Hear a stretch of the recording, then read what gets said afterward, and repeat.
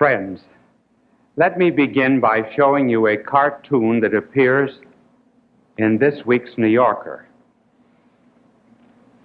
As you see, this is a prosecuting attorney who is evidently asking a criminal some questions. The caption underneath it, the cartoon is by Whitney Darrow, Jr., and the caption underneath it reads, "What was I doing at 9 o'clock on the night of January the 7th? I was sitting in front of my television set, surrounded by my family, watching Bishop Sheen. That's what I was doing."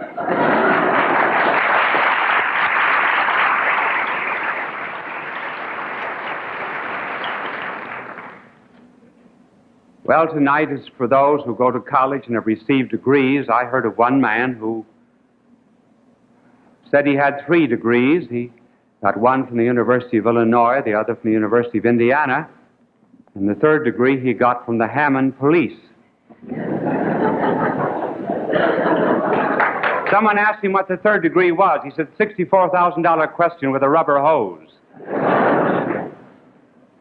2 high school girls were discussing going to college, and one said to the other, "Now, the first thing you have to decide is this, whether you're going to a coeducational school or an educational one."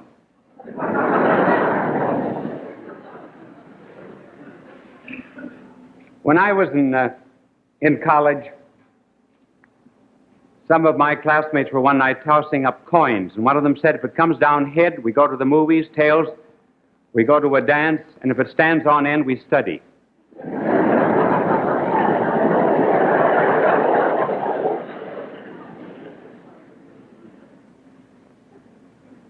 I suppose I have a right to talk about colleges and universities, inasmuch as I was a university professor for about 25 years.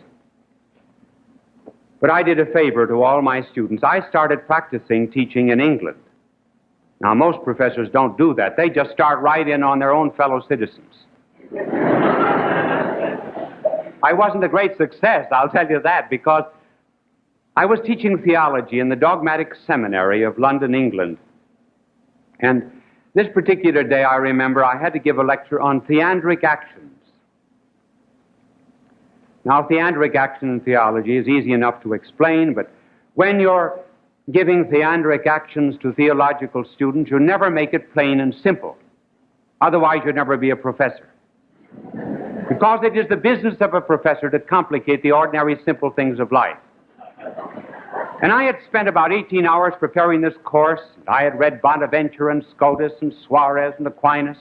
And honestly, when I went into that classroom, if I met a theandric action going out as I was coming in, I wouldn't have recognized it. I talked for 1 hour on theandric actions. I hadn't the vaguest notion of what I was saying. And at the end of the lecture, I heard one of the students say to the other, "Oh, he says, you know, this Dr. Sheen is the most illuminating teacher. I've never heard quite such an illuminating lecture." And I said, "What did I say?" He said, "Well, I don't quite know." And I said, "Well, neither do I."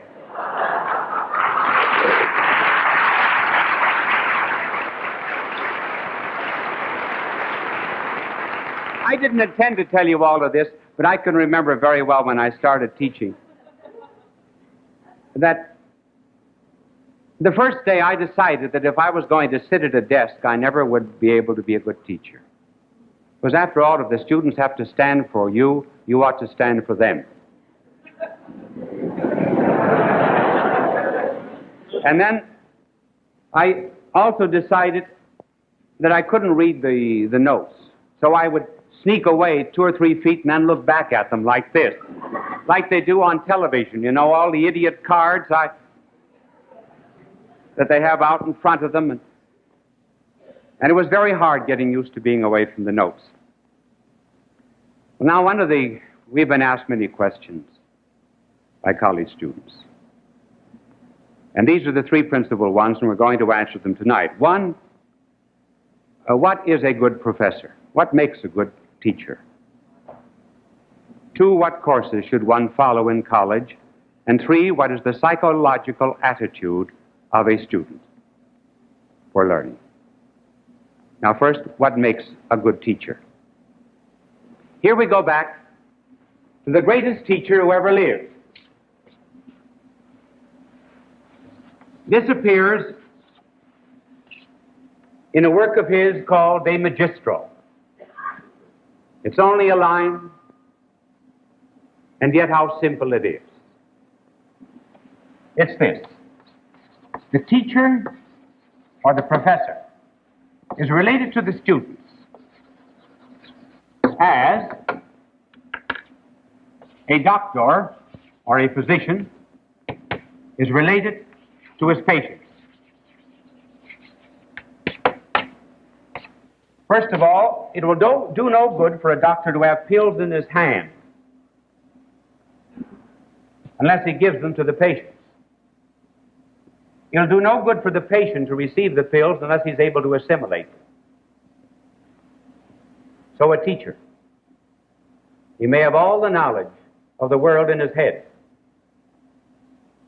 but he must be able to communicate that knowledge.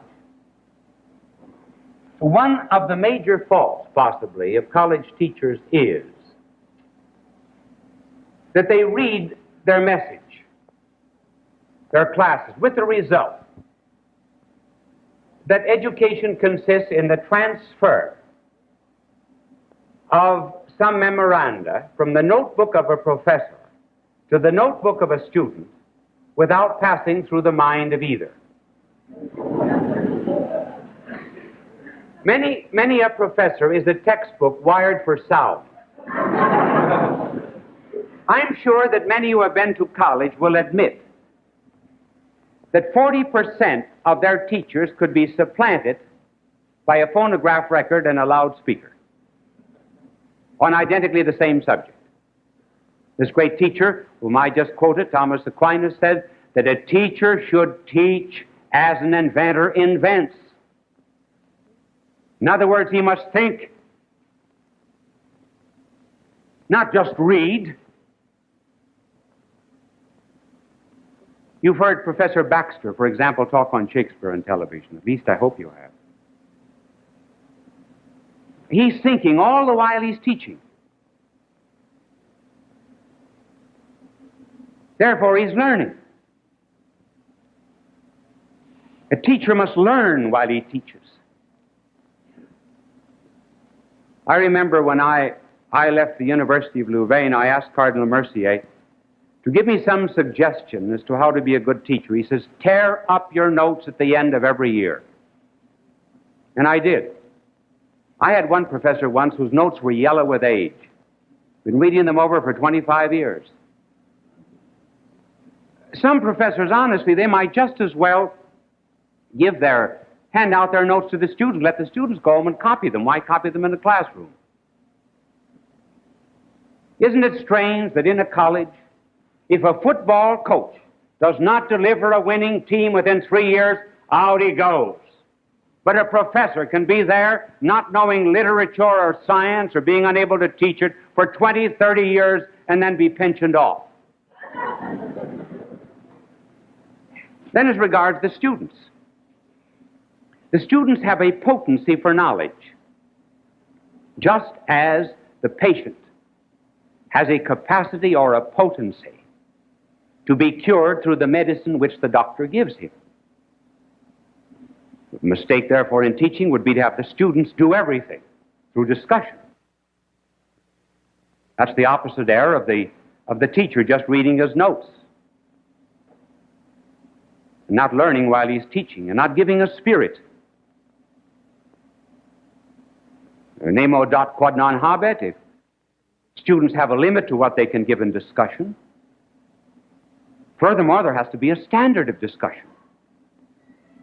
Can't bring a group of students, for example, into a drugstore and have a discussion as to which bottle of medicine they ought to take.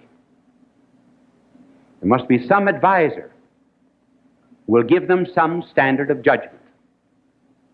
But when there is, however, the relationship that we have pointed out of the activity of a professor in relationship to the potency of the student, you have then the same relationship as between a doctor and a patient and good teaching.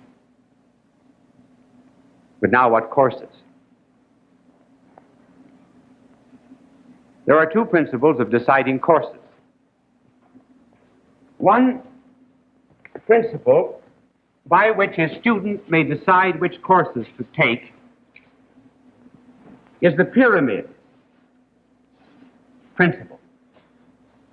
That is to say, he starts his college course knowing that not all sciences have equal value, nor all subjects. Some sciences and disciplines are superior to others. The relationship between some subjects and others is the relationship between the peak of a pyramid and, for example, the base. That is why the Greeks drew up a pyramid of sciences. At the top, the Greeks put philosophy. Next, they put mathematics. Next, they put physics, which for them meant the science of all nature. They put music, two in. Now, the reason they did this was because some of the certitudes of mathematics are derived from philosophy.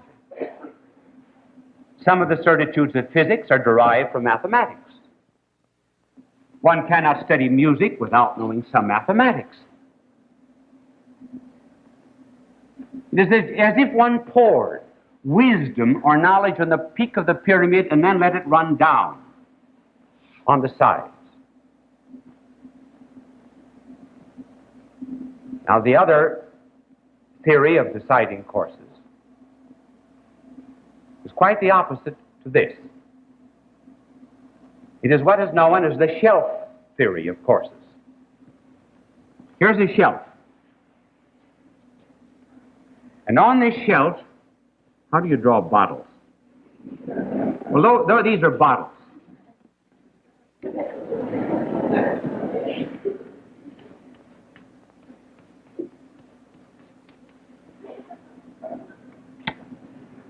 A student, when he enters college, is offered a great variety of bottles on a shelf.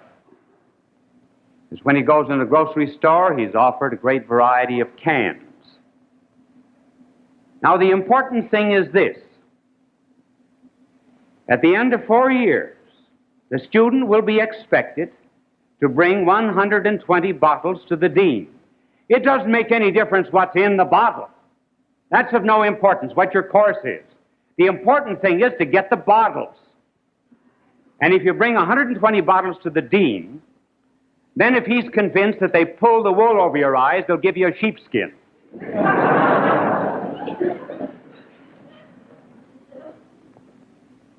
The result is the students go into college are permitted, in some instances, or they permit themselves, to choose courses well on the basis of whether they're easy or whether they like the professor. Like Professor Leacock once said that he spoke to a student and said, "What courses are you following in college?" He said, "Music, architecture, and Turkish." Mr. Leacock said, "What are you going to be, an organist in a mosque?"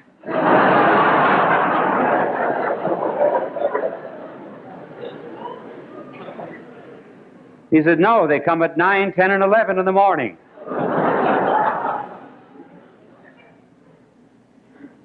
And the result is that there is too often an over-specialization. There's an emphasis on the particular before there is any knowledge of the general or the universal. There's lacking some great common pool of knowledge by which one is in cultural relationship with his fellow man.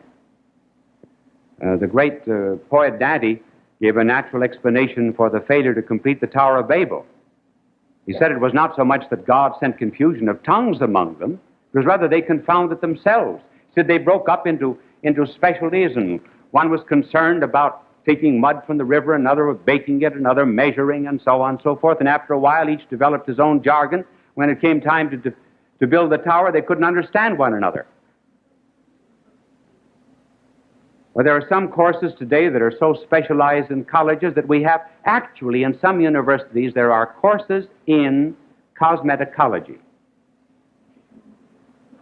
You know, an American, I think, is the only person in the world who will pay for a college education and get nothing back. Imagine spending a whole year on cosmetology. It would be just like studying, for example, the dialectical movement in northeast Missouri from 1890 to 1891. Or the influence of the narrow gauge railway of Russia upon Slavonic literature during the decade preceding the 20th century. These subjects are so very, very specialized that the student is not prepared for life. Someone once said to Lincoln, they saw him reading and studying constantly, said, "Mr. Lincoln, what good's all this education going to do you? It's not going to enable you to earn a living." He said, "I'm not reading and studying in order to earn a living. I'm reading and studying in order to know how to live after I earn a living." The business of education, in part, is to earn a living. But not wholly that. First of all, we work only 40 hours a week in the United States. We have more leisure than we do work. Hence, it's very important for someone to know what he's going to do with his life. And this over-specialization actually has turned universities into pluri-universities. There's no unifying body of knowledge which pulls minds together in the service of a common truth or a common cause. That was one of the reasons why the Harvard report that was published some years ago proved very popular with very serious educators, and rightly so, because it emphasized the fact that there are certain disciplines which every student ought to follow. And this is the reason why he should follow. See, there are two things we can do with an education. I forgot to tell my angel tonight to wash the board, but that's all right. He still does it when I ask him. Much knowledge is a knowledge of substitution. That is to say, a student may be given theories which are valid for 5 or 10 years. Then the professor will substitute another theory later on. For example, in philosophy, one might have followed Spencer. Then one followed James. Then one might follow Freud, for example, or Alexander. One does not grow out of the other. One is substituted for the other. Just as the automobile was substituted for the horse and buggy. But the automobile did not grow out of the horse and buggy. Now, there's another way of choosing courses, and that is to choose them in such a way that there is throughout all life the deepening of a mystery. In other words, one is giving something in college almost like an acorn. That acorn can have its mystery opened and unfolded until it becomes a great oak. So too, the Harvard report emphasizes that there should be a stress on sciences, on literature, on philosophy, and on history. Because these are disciplines which the student can build on all of his life. There will not be a substitution of one kind of knowledge for another. Like in statistical courses, where statistics in certain subjects are invalid the following year. If a man, for example, studies history, gets a fairly good foundation. Now understand, we're not condemning here electives. We're only insisting upon certain basic subjects, as did the Harvard report. Because there must also be a preparation for life, which is the business of the elective.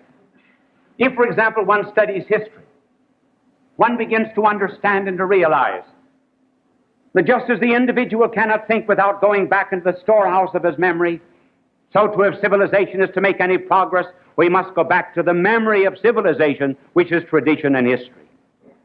There are not many new things that are happening in the world. They're just the same old things happening to new people. And hence the importance of knowing history. And these disciplines will teach a man, one, how to be related to himself. He'll know himself through philosophy.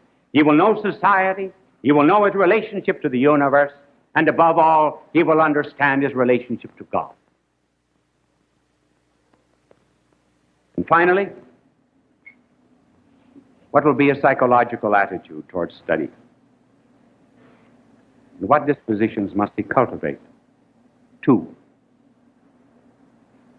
Humility and good morals. Humility. A sense of dependence. A recognition that he does not know it all.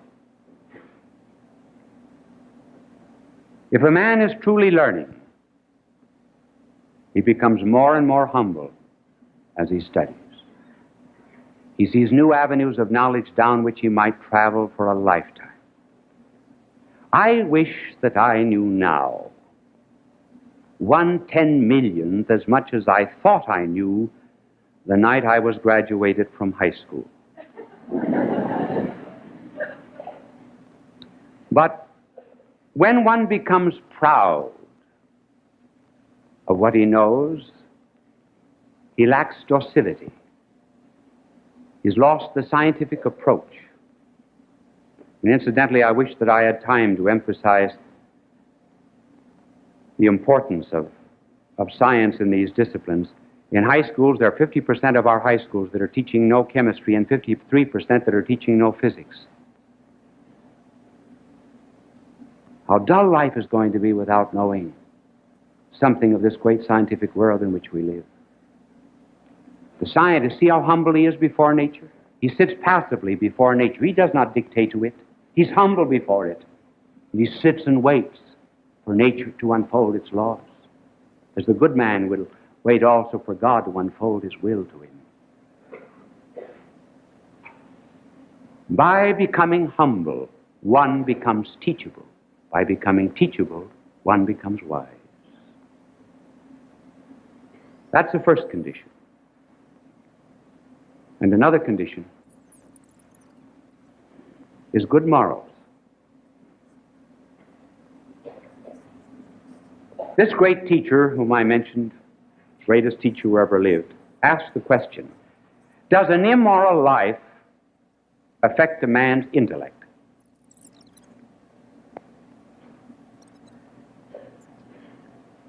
And his answer was, you must distinguish between the speculative and the practical intellect.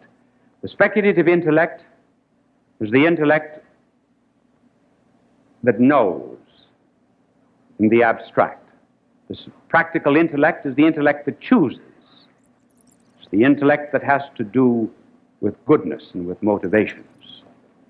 His answer is, an immoral life does not affect the speculative intellect. In other words, a man who is immoral can be just as good a mathematician or a physicist or a scientist, empirical scientist, as a man who is moral, other things being equal.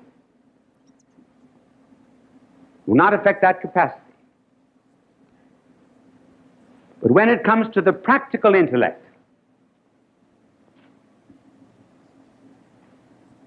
one becomes less capacitated for making judgments. One's sense of value is destroyed. It's very interesting to make a study of great writers and men who once had great minds, who would write in certain fields. While, for example, they were living in a valid marriage, and left, maybe married a secretary, who took on a second and third wife. Notice the thinking between the two. Take 5 or 6 volumes before. Take 5 or 6 later on. Want of clarity, sense of values is completely destroyed. And the reason is, knowledge is like a light and colorless. But when the window becomes covered with dirt, it destroys in some way the capacity for knowledge and for communicating it. And the secret of all knowledge is to remember that when God made his revelation to this earth, he made it to shepherds, not to the effete, but to the very simple people who were conscious. Just about time for our program to come on. The little Jewish girl announced it, saying, "Come on, McGarrity's rabbi is on the air."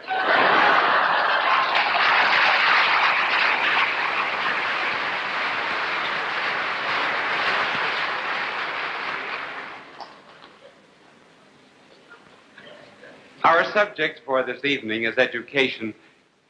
As you know, considerable fun has been poked at it. Will Rogers once described college bread as a 4 years loaf. There was a humorist in the last century who said that being a widow for 2 years is far better than a college education.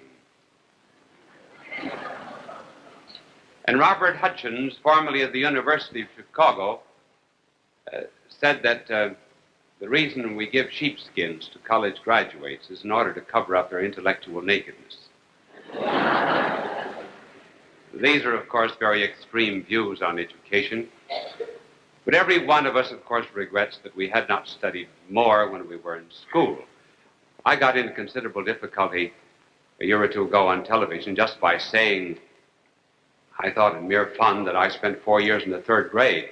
And from that time on, many fathers and mothers have written in protest saying that they can't induce their children to study. They said, I was in the 4th grade for 3 years, and why shouldn't they be in the flunk year after year? But as I said, we do regret that we had not studied harder, particularly when we go to France. And here we study book French, and we go over there, and somehow or other they never speak book French in Paris. And you get mad because the horses and dogs understand French, and you don't. So the American always shouts. He feels the reason the French do not understand him is because he doesn't speak loud enough. And about the only one who can understand American French in Paris is some other American. But our concern with education is not so much the vocational or professional side of it, but just a general philosophy of education with particular reference to colleges and universities. Now, the general aim of education is to train the whole man. The intellect and will, not just the mind alone. We went into a store to buy a suit of clothes. We would not take a suit that had only one sleeve. And if you bought a pair of shoes, you'd want toes in it unless you wanted to be in style. And so with education. But tonight we're only going to talk about the intellect. Perhaps some other time we may talk about the will. Now, the intellect, if it is to be properly trained, should be developed along these 3 lines. First of all, an educated man will seek truth. Secondly, he will have a correlation.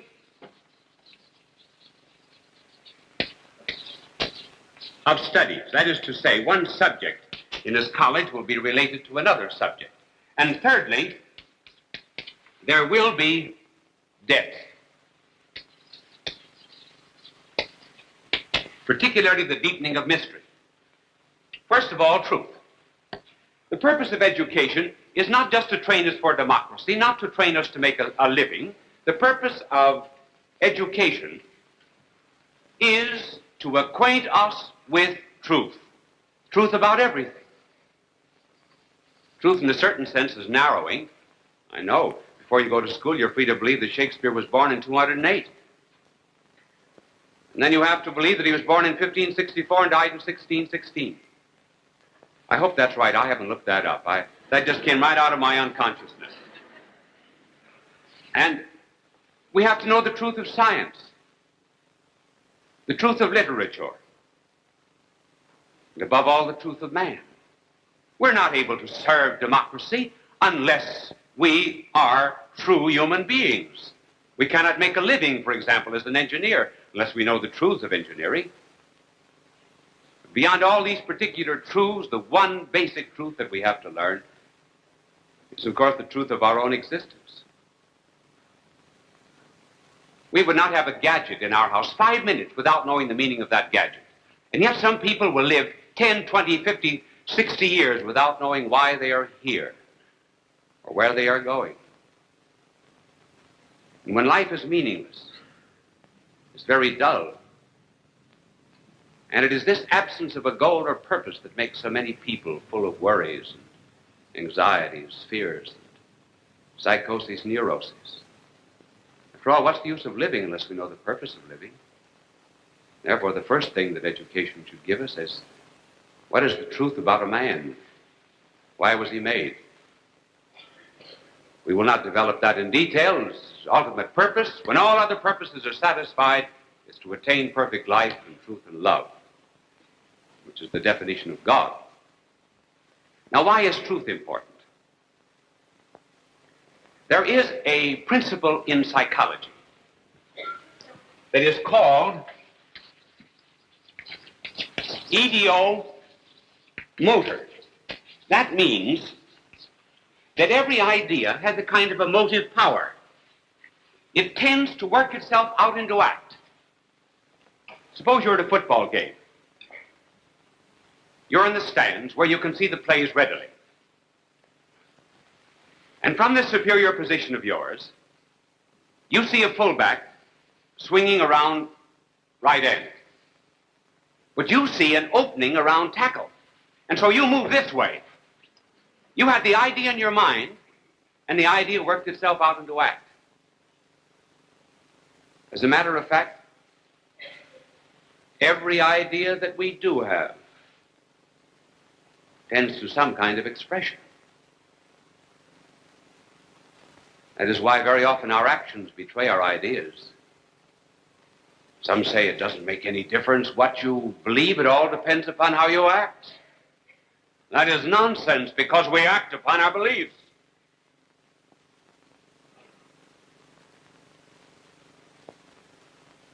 If we put truth into our mind, then we will lead truly human lives. Now, if every idea works itself out into act, see how important it is to put true ideas into our mind? We ought to treat our mind just exactly as we treat our stomach. We do not put garbage in our stomach. So we have pure food laws. But our stomach is not nearly as important as our mind. And some people read murders, headlines, whenever there's a hatchet murder. Wonderful. Some newspapers delight in a story of that particular kind. Well, think of putting infidelities, disloyalties, slanders, backbitings, and all of that into one's head. It's all going to work itself out into act eventually. That's why it's important to keep the right kind of thoughts in one's head. But it may be objected, well, how about evil? Should we not know evil? The old Greek Socrates said that evil is ignorance. That is not true. Otherwise, the more educated you were, the better, the more educated you were, the more virtuous you would be. Education does not deliver us always from evil. Sometimes education makes clever devils instead of stupid ones. And if we have to have a choice between the two, we might prefer the stupid. And then, from another point of view, when it is said we must know evil, it is well to understand how we might know it. When Satan tempted our first parents in the Garden of Paradise, he said to them, God has forbidden you to eat of this tree of the knowledge of good and evil. The reason he did that was because God himself knows the difference between good and evil. And if you know the difference between good and evil, you will be like God. Therefore, eat the tree. Know good and evil as he does. And Satan says, and you will be as gods. What was the fallacy? Fallacy was there are two ways of knowing anything. For example, you can know typhoid fever Well, as I know it now, negatively, I do not have it. So I just simply negate it. There are some people who know typhoid fever experimentally. They have it. Now, how does God know evil? He knows evil negatively. How do we know evil? We know evil like the typhoid fever patient knows typhoid. It gets into us, and it works its way out, not only through the alleys and the gateways of our body, but all through our lives, and it eventually begins to possess us. It's one thing to know intellectual errors, but another thing to know evil deeds experimentally. We may be captured by them. Hence, the goal of all education is to know truth. As our divine Lord said, the truth will make you free. Some people think that freedom alone makes truth. No, freedom alone does not make truth. It helps discover it. It's very essential for it. But the real freedom comes from the truth. Only when you know the truth about an airplane are you free to drive it. Only when you know the truth of medicine are you free to practice it. And when you know the truth of life, then you're most free. Now, not only truth, but a second condition of an educated man is that there be a correlation of studies. That means that when we go to college, particularly, we should realize that despite the fact that they have hundreds and hundreds of courses, I looked at the college catalog not very long ago that had 29 distinct courses on public speaking. There aren't 29 different things to say about it.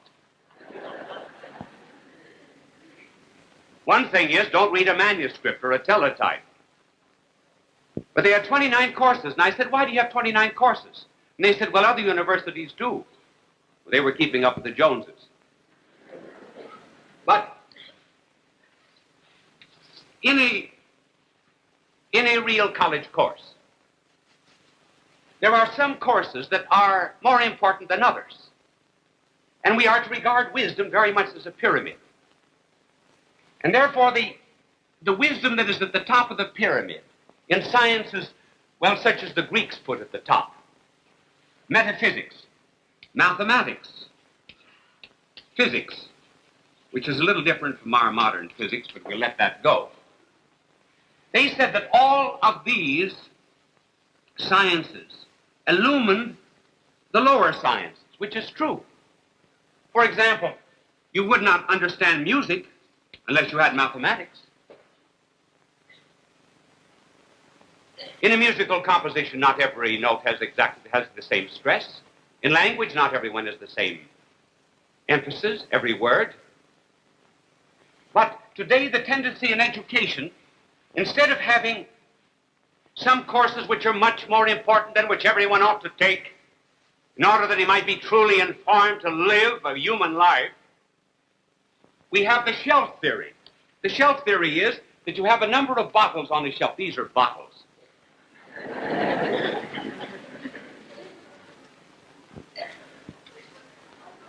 The camera will stand back when I draw, please.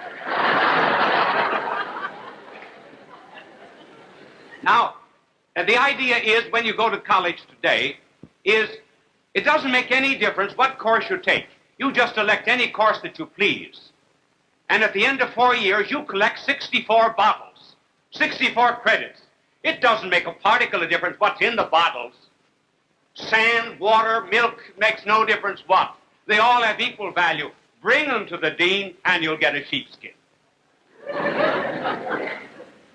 The result is that people today are not getting the education that they ought to receive. They got a congerie of unrelated and disconnected and disjointed subjects, but they cannot put them together.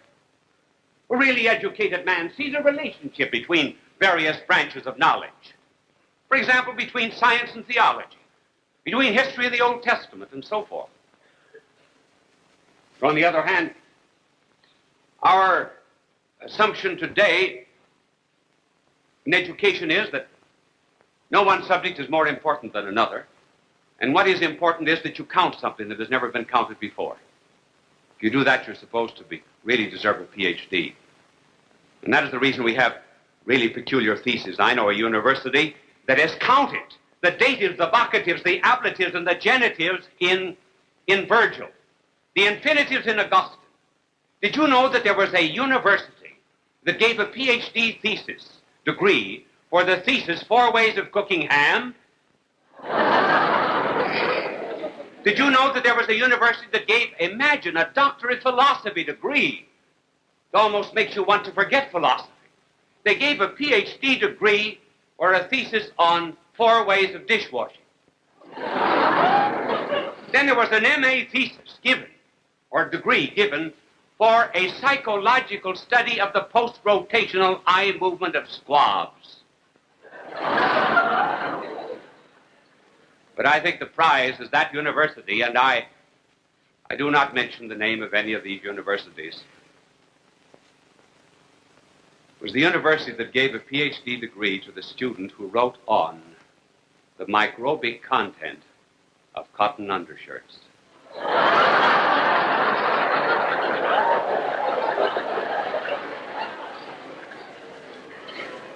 Can't you imagine the student all the time working, slaving on that thesis till he got it done?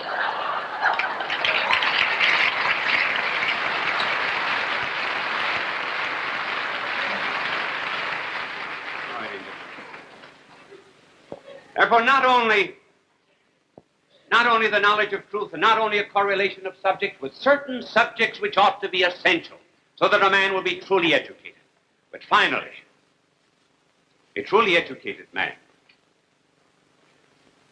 will also have a philosophy of life. That is to say, he will be so educated that he will deepen the mystery of things, increase his knowledge of one particular thing. Here's an example of increasing knowledge. Take, for example, the atom. Now, a man who's truly educated would know that the atom in the 19th century was considered as homogeneous, like a billiard ball, all matter. Then we developed our knowledge, deepened it, and we found that at the center was a positive charge of electricity, and round about were negative charges called neutrons.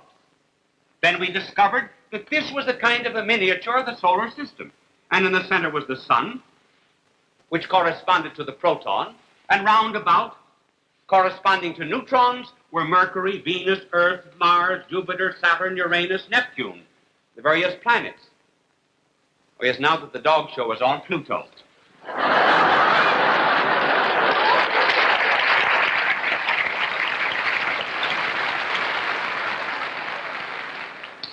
And then the knowledge was deepened a little more, as Sir James Jean said. Now we discovered that the most scientific explanation of the universe is that everything is light. Either bottled light, matter, like this board, or unbottled light, like illumination. That's deepening knowledge. Today, the tendency in education, instead of deepening the mystery, is to make substitutions. Here there is a development like life itself, where life begins with a fetus and finally a complete organism. But here there's substitution. For example, the automobile was substituted for the horse and buggy. But the automobile didn't grow out of the horse and buggy. And so today, students, instead of being given a very definite philosophy of life which they can explore all their days after they get their A.B. and their Ph.D., they're merely given a point of view, a fad, a fancy. And then after 10, 20 years, it's no good. Think of those who were educated 40 years ago. They were entirely influenced by the philosophy of Spencer. Now he's forgotten. Freud will be as forgotten in 30 years as Spencer is forgotten now. And a student, therefore, who finishes without a definite philosophy of life, whose mystery he can deepen every day, is rather like a man who has whirled himself around until he became dizzy. The earth under his feet no longer looks stable. Everything is in movement. And is it that makes life unpleasant to live? Whereas if one has a philosophy of life that is solid, that stands up against all vicissitudes, then he can enter the labyrinth of life and take with him the string of that philosophy. And he can always find his way back. But today, men are laying down the tracks, for example, of idealism, and then tearing up those tracks, then laying down other tracks, and then tearing those up, with the result that life is lived without ever having explored its depth. Just as men today are not exploring the depth of love in marriage, but substituting one for another. So they're substituting one fad, one fancy for another, instead of getting hold of that which is solid and bedrock that makes life a joy to live. And this kind of education means, of course, that in a democracy, if there's any ideal, it is this, that we do not want uniformity of education, we want unity of education. We want unity of education in the sense that we'll all be reared good citizens of this great land of ours. But we do not want uniformity of education in the sense that everyone is poured into identically the same mold, into the same standards, into the same fads. Because once a nation and a people begin following exactly the same system of education and identically the same pattern, it will not be long until they will be grouped into one party. Democracy insists on a diversity of education, and let the independent small colleges, therefore, show the way to America, in order that it may continue to love its God, to preserve its soul and its love of truth, and then it will be truly great before God and before men.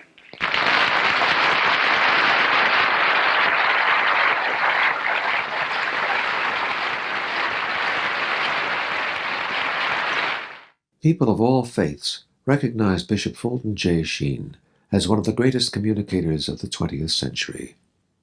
He was born in El Paso, Illinois, in May of 1896. As a young boy, he knew he wanted to be a priest. He served as an altar boy at St. Mary's Cathedral in Peoria, Illinois.